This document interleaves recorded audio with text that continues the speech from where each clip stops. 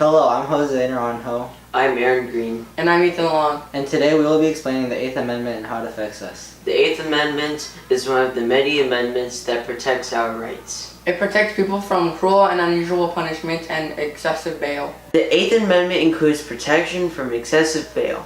Bail is meant to encourage people to show up for their court dates, as well as to provide an opportunity to get out of jail while waiting for their court dates.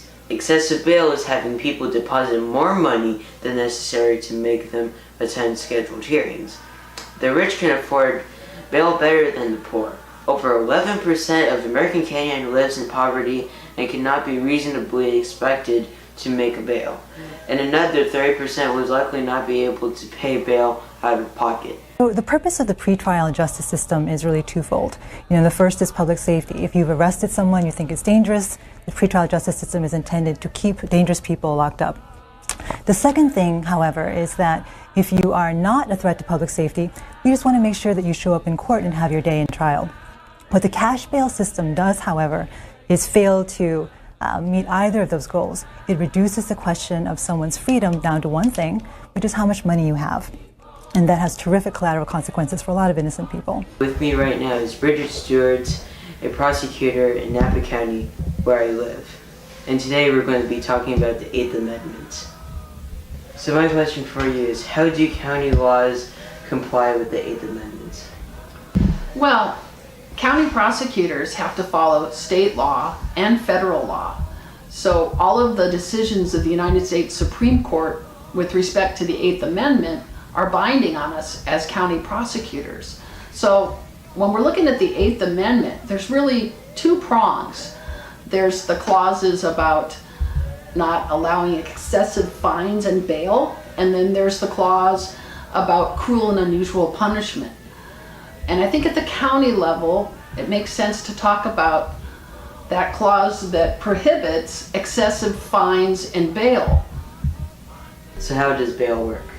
Well, if you're arrested for a crime, then you can get out of jail if you pay bail.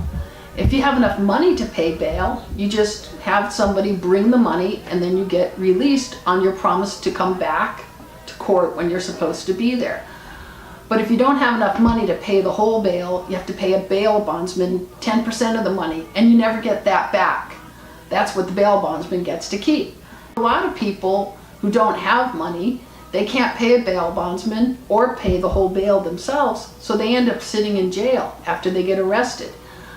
And a lot of people think that isn't fair, and so there have been various studies and committees and different efforts towards reforming the cash bail system. Our claim is that the 8th Amendment affects us and our rights. In most states, juveniles may receive the sentence of life without the possibility of parole when convicted in adult court. Luckily, where I live, I am not able to put up to such a punishment. I am considered a minor, and so are the people at school. That means we are treated differently than adults. What is considered a cruel and unusual punishment? Well, historically, people were subjected to physical punishments, which are outlawed today, and you can't cause somebody physical pain as part of a punishment. That would be the cruel part. And unusual means that you can't do something different for one person compared to what you would do to other people who committed the same kind of crime. That's called proportionality. So the 8th Amendment protects you against being given a punishment that's not fair compared to what other people who did the same kind of crime would receive. That also brings up an area that's had a lot of attention recently, which is proportionality with respect to juvenile defendants. So if a kid commits a crime, what's fair for their punishment? And there was a big Supreme Court case in 2012 about a kid. His last name was Miller. He was 14 years old, and he had a sad life. His mother was a drug addict, his stepfather was abusive, and he ended up killing his mother's drug dealer. Well, the state he lived in had a mandatory sentence for murder of life without parole. And eventually that case got appealed and went up to the United States Supreme Court. And under the proportionality analysis, they said that was cruel and unusual.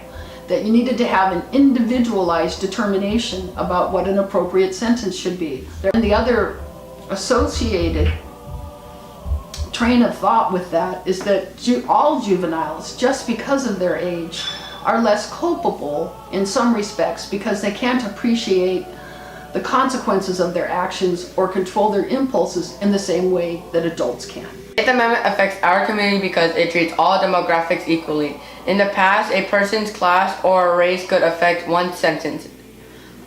But now everyone is treated the same despite the person's race and class. Reference to rape in that dissent. Nonetheless, the dissent caught the attention of the premier civil rights organization in the country, the NAACP's Legal Defense Fund.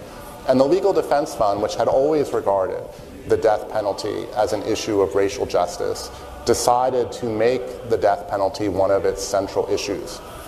Is the Eighth Amendment equally applied to all demographics?